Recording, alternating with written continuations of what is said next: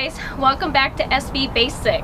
So last week we decided to open up and share with you a little bit about our backstory, and we'll finish up filling in all the blanks. Not all the blanks, but some of them. Some of the blanks.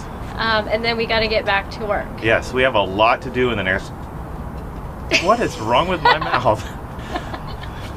We're speaking English, right? I got this. I am. We have a lot to do in the next couple of months to get ready to go, so we got to button this up and get to work. Such a slave driver. I know. It's always work, work, work. But yes, we got to get back because we got a couple more months before we cut the lines and set sail. So let's get this rolling. Okay. So our decision to go into sailing and enter the cruising world was a big decision to make. And looking back now, Teal did grow up in a sailing family. He went sailing with his dad and his brothers back in the late 70s, which I am shocked that he even made it out alive. Looking at the pictures, reading his journal, and reading all the log entries. Oh, come on. It wasn't that bad.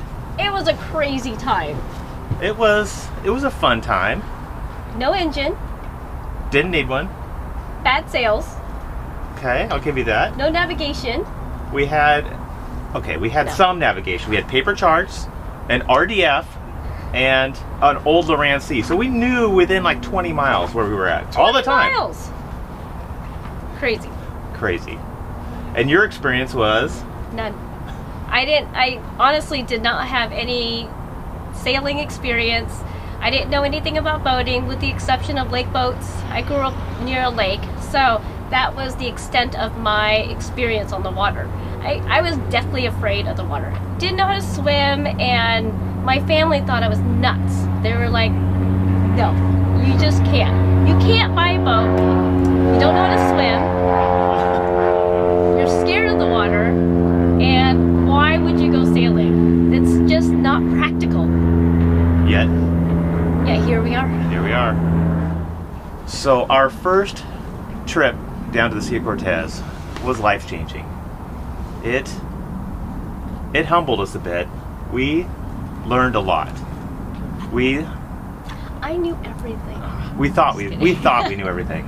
No, but we didn't. You but sure? Yeah. Once you're out doing it, what you learn about your boat and how it handles, how to anchor properly, where to anchor properly, navigation, weather.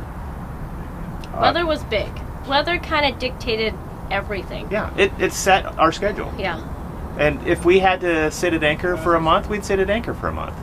We'd find things to do. Yeah. But, yeah, it really does. I mean, if you want to travel safely and you're not on a schedule, you go by the weather.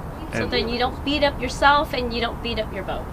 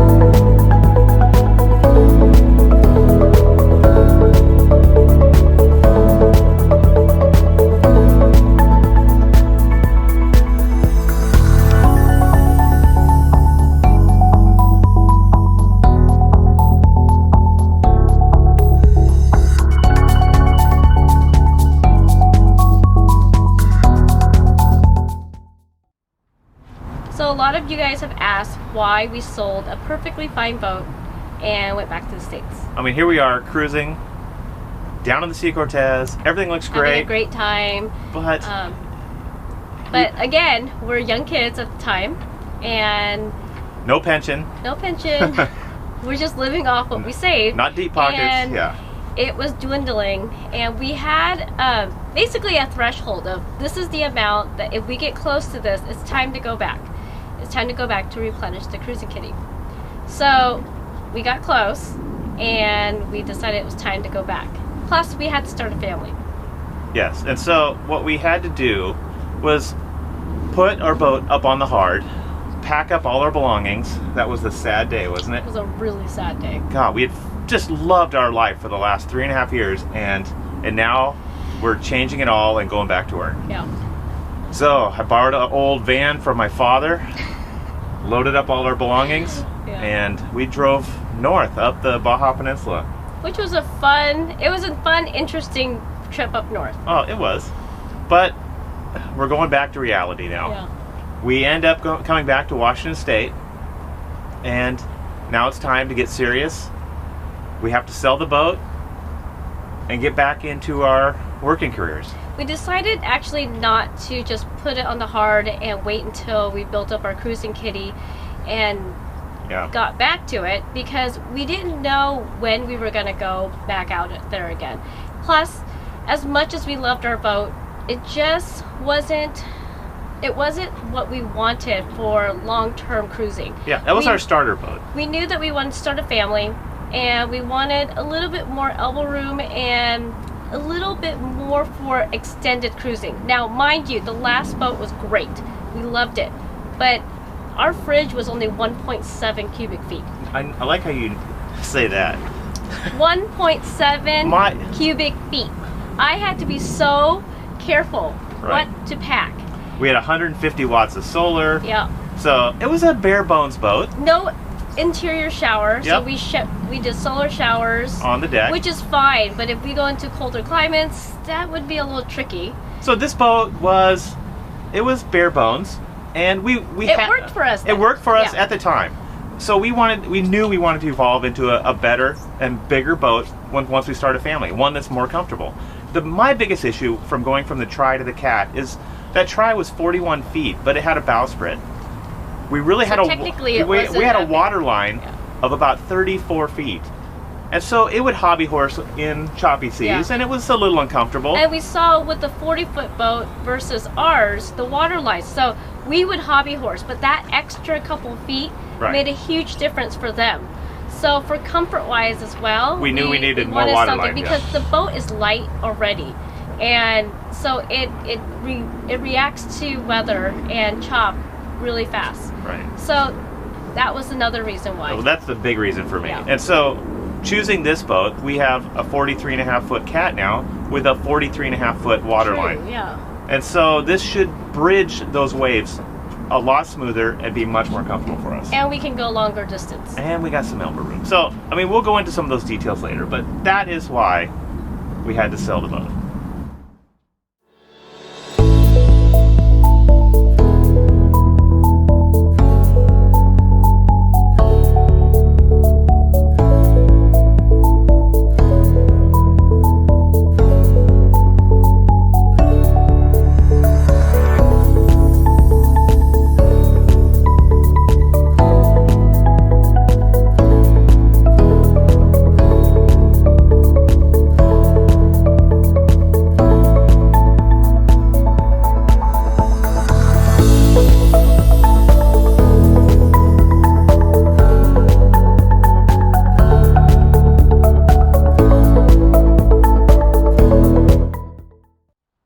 The other question that a lot of you have asked is finances.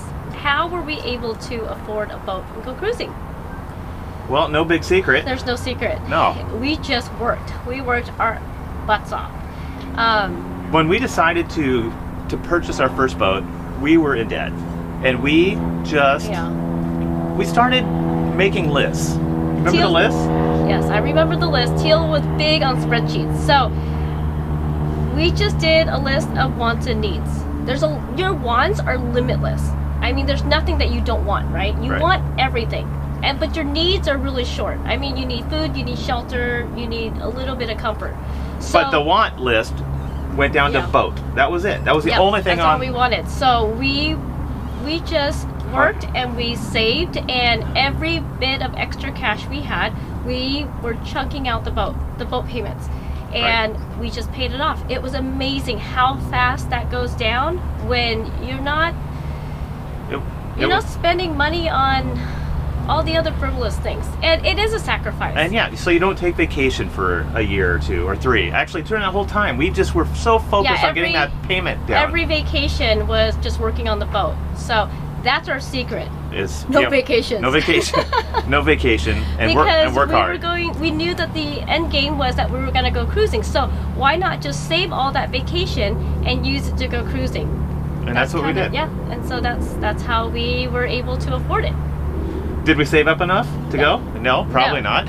But we did not. But I don't doubt what we did. You know, we looking back, we probably should have stayed 1 more year, saved up more. But then we would have lost those experiences. Exactly. And so we can't regret that we decided to leave a little too early, because now we know that we're going to do it again. There's light at the end of the tunnel. Yes. Once again. Yeah. And so that's where we are now. So now we're back in Washington State, and we settled right in the middle of the state, Ellensburg, Washington, small little town. There's a reason why we did this. So at this point, we have not driven or been in a city or a big city for in a few years, 3 to 4 years.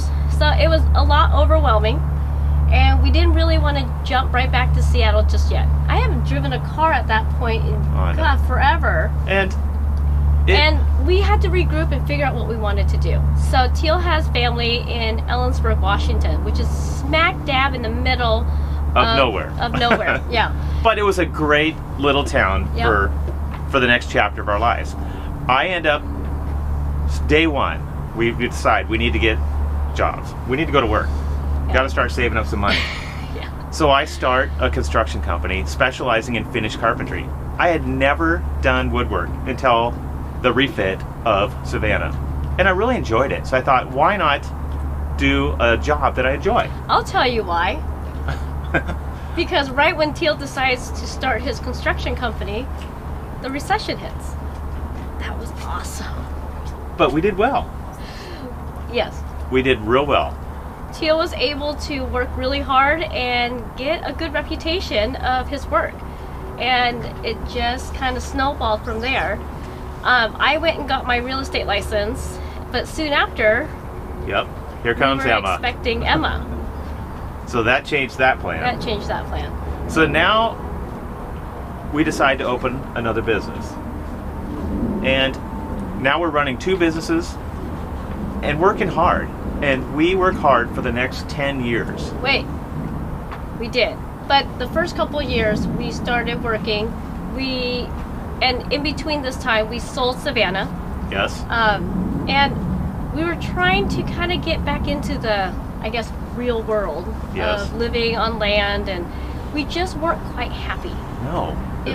We tried really hard to just kind of embrace find a groove. Yeah, and we never found it. And we didn't. It was just, we never felt quite comfortable. And we took a trip to Bainbridge Island for the 4th of July. It was like one of our first vacations in a long time. And it was, what kind of vacation was that? We drove there and stayed in a Airbnb kind of deal. Just to get out of town for... Yeah. But it was a light bulb moment again for us. We were sitting there and we were overlooking the water, and we were looking at all these boats. And I looked at Teal and I go, how come we don't have a boat again? And he goes, I don't know, I thought you didn't want one. I was like, I've always wanted another one. So that's how we started looking for a second boat. And all of a sudden, we had new zest for life. Everything changes all again. I am on the hunt, looking for... a project boat. Yeah, a project boat. We knew we're not going to buy a brand new boat. No. So, that's the next chapter.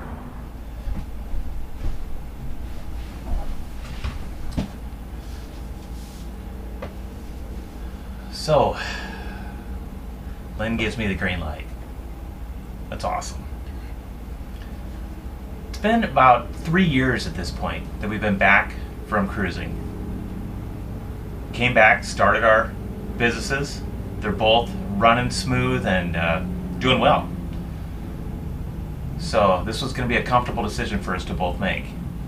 We had sold Savannah, and we didn't spend that money. We put that money in the bank, and it was sitting there waiting for, our next investment, and this was going to be it. So we start searching, and we're looking worldwide. I mean, to find what we wanted, we were looking for a 40 to 45 foot cat, a project boat, because I had a lot of fun refitting our last boat, and I was up for it now. I have a ton of confidence, and I knew I'm not going to do a wood boat this time, so we're looking for synthetic, and we look everywhere, and we're not finding it. Didn't take long though before one pops up. We find a 43.5 foot custom catamaran, 90-core hull, 25 foot beam, and guess where it's sitting in the world? About 75 miles away. It was crazy. We jumped on it. We found it on a Sunday. We made an offer Monday morning on it, and we were the first to reply, and there was 7 offers that came in right after. So we got it. We were the first ones in. Thank you, Matt Dunning. Multi-hull company, you're awesome. So now we go for sea trials. We absolutely love the performance aspects of this boat. The downside was it is a project boat, and we knew it. We knew it going in. So we knew it was going to be a long haul, and buying the boat at that point gave us time to refit it. So that's what we did. Over the next year, we gutted the boat, and it took a full year just to get everything out of the boat. We gutted it to bare hulls. And why it took so long is because I'm working full time, we're running another business, we have an infant at home, and we'd only come over to the boat. It's in Seattle, we're in Ellensburg. So we'd make the trek across the mountains every Friday night. Every Friday night for 6 years. We'd come over, get up bright and early Saturday, work on the boat all day Saturday, spend the night on the boat Saturday night in some primitive conditions. It was a project. And then head back home Sunday evening. And then work all week long just wishing to get back to the boat. Goes on for 6 years. And it's taken that long because we're paying everything out of pocket. We are trying to set ourselves up in a position to go cruising again. But we're doing it. 6 years later, we have an opportunity. The boat is coming along to move on board. So we close up one of the businesses, the construction business, because that was the one that demanded most of my time. And we moved to Seattle. Lynn immediately gets a job in title and escrow, and I run the other business from the boat, which is the millwork brokerage. And I broker truckloads of wood to contractors. So I could still run that remotely and work on this boat. And now we're living here. So now we're in Seattle. We've moved over and we're officially on board. The boat's getting more comfortable. It's not done, not near done, but it's comfortable. We have enough rooms done. We have a few staterooms done. We've got a head complete. We have the galleys in, salons done. So we have some comfortable living areas. And life's good. Emma's going to school at John Hay Elementary right up the hill here. Lynn's working full-time now, full-time plus. She's working her butt off for a title and escrow company that's walking distance away. I'm still working part-time on my other business, and I'm getting plenty of work done on the boat. I have enough time that I could just start chunking out the projects.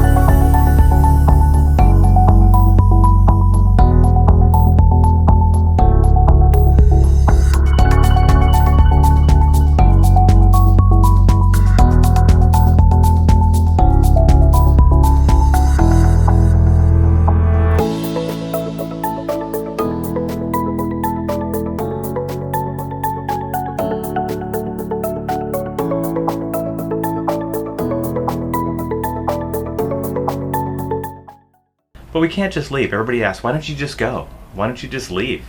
Well, a couple reasons. You know, we're not in a race to finish this boat. We want to make sure the boat's done right. That's one big reason. We want to set ourselves up so we don't have to come back so fast like we had to last time. 3.5 years was a blink of our eyes, and we want to make sure that we have saved up enough that we could see a lot more of this world. And more importantly, we wanted to make sure that we have Emma's education taken care of before we leave, because we plan on being away for upwards of 10 years.